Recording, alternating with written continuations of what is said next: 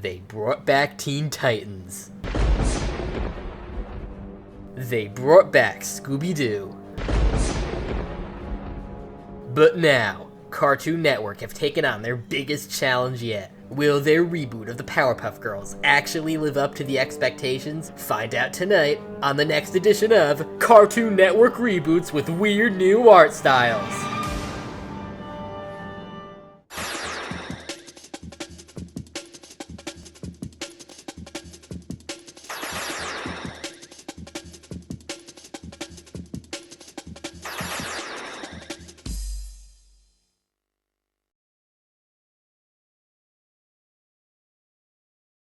May the episode begin. But first, new theme song! Powerpuff Girls fighting crime to save the world before bedtime. So, first of all, the theme song is so visually appealing and so catchy. It's super, 1, adorable, 2, has a lot of mixed animation in it with realistic and crayon-y stuff going on, and 3, goes so in sync with the music even though it's not doing anything with the beat.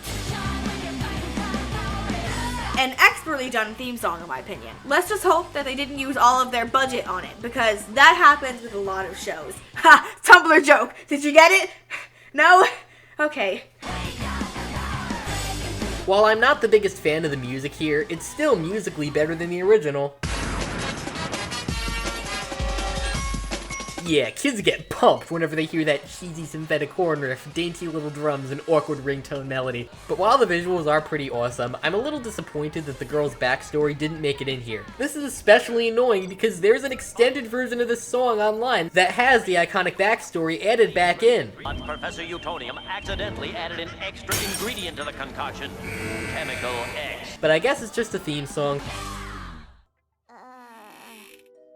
Whoa, this new show's Powerpuff Girl designs are even worse than the internet let on. Seriously, what is it? Oh, never mind. On that topic, I do personally prefer the previous designs for the Powerpuff Girls over these, but they're still cute, so yeah. Yeah, the art style here is soulless, but it actually didn't bother me as much as I thought. It's better than Be Cool Scooby-Doo, that's for sure. So, Blossom wakes up really tired and can't remember anything, and as she's walking around her house all drowsy, there's a bull in the kitchen! And, of course, after seeing a bull in the kitchen, which is totally normal, the first thing you do is open a jar of marmalade for them! And the second thing you do is go and get your sister screaming, "Ah, there's a bull in the kitchen!" Anyway, Blossom wakes up Buttercup, who also can't remember much and is very, very tired, and asks her what happened last night. Since, as I said, no one can remember much, no one knows what they did. But guess what? They can't remember what Bubbles is either. How to be a good sister 101. Can I just say how much I love this setup? Whatever the girls did to their house last night is so weird and off the wall that you immediately wonder along with them what happened. And as the episode goes on, we get little flashbacks that gradually reveal the answer to the mystery. And yes, there are some actual plot twists here, which is what that spoiler warning was for. It's a really clever idea, and they take it some cool places.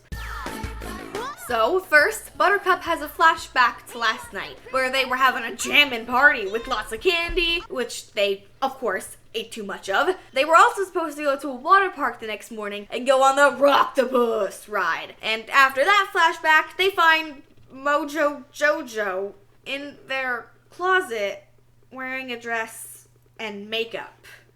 This is Mojo Jojo's first appearance in this reboot, and yes, it is every bit as hilarious as you'd expect it to be. Although I do notice that this scene seems to expect you to already know who Mojo Jojo is. They don't even use his full name at first, they just call him Mojo, which unfortunately would probably confuse some younger viewers who hadn't grown up with the original. Not a bad idea for a joke, but perhaps a little out of place. And while his flashback is funny, it doesn't tell us much about anything except himself. But Bubbles said something about a monster in a bridge, so there's that. And when they get to the bridge, apparently, it wasn't a monster attacking the bridge. The monster was actually trying to fix the bridge, and the Powerpuff Girls destroyed it and hurt him. And that was actually a pretty clever joke. Plot twist! Now it's time to solve the mystery of the bull in the kitchen. Apparently, Buttercup always wanted to go bullfighting, and when we get to the bullfighting ring, it's also destroyed. Also, while I stand by my statement that the not very good art style actually isn't that annoying, those matadors are kind of getting on my nerves. So apparently, Buttercup has some mad bullfighting skills, and gets a power-up from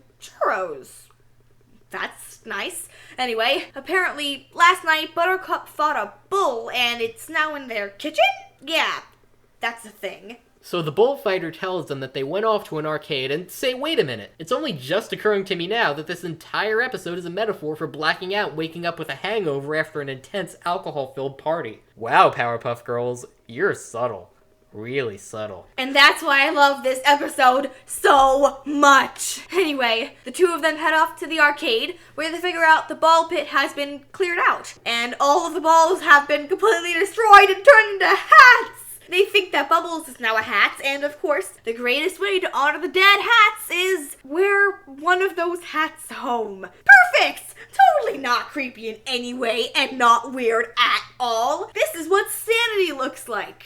But when the two get back to the house and confront the professor about what they think happened, I'll be honest, it's actually kind of sad. Oh, but wait, Bubbles is alive all along. Never mind. The professor says that they might be able to get onto Octopus still, but instead, they give their tickets to the poor orphans who have been having a rough day, thanks to them. And happy ending! Yay! I'd give this episode a 4.7 out of 5. It is incredibly adorable. I like how modern it is. And I have a feeling they're going to be doing some really cute and creative and silly stuff with this. This was a fun episode with a fun premise. It had a few great laughs and an actually kind of sweet moment, as well as bringing back one of the original show's most iconic villains. It was good, even if the art style and voice acting were kind of soulless. I'd give it a 4 out of 5. Thank you, one and all for watching, and we hope to see you in the next one. Bye-bye! This positive energy runs in the family. The leader always shows the way. She's bright as a sunny day. Rockin' hardcore with a mighty roar. It's the time to shine when you're finally got power. It's got the power. We got the power. Break it through the wall, gonna do it all. We don't quit. It's got the power. We got the power. One day it's dancing and teddy bears, and then it's monsters everywhere. Help us find El Toro! Wait a minute. That face. Those eyes. Where have I seen it before? Bill Cipher! Yes, apparently invading Pickle and Peanut wasn't enough for him. Now that Gravity Falls has ended, he's jumping from network to network. It's only a matter of time before he takes over the entire animation industry. Oh no!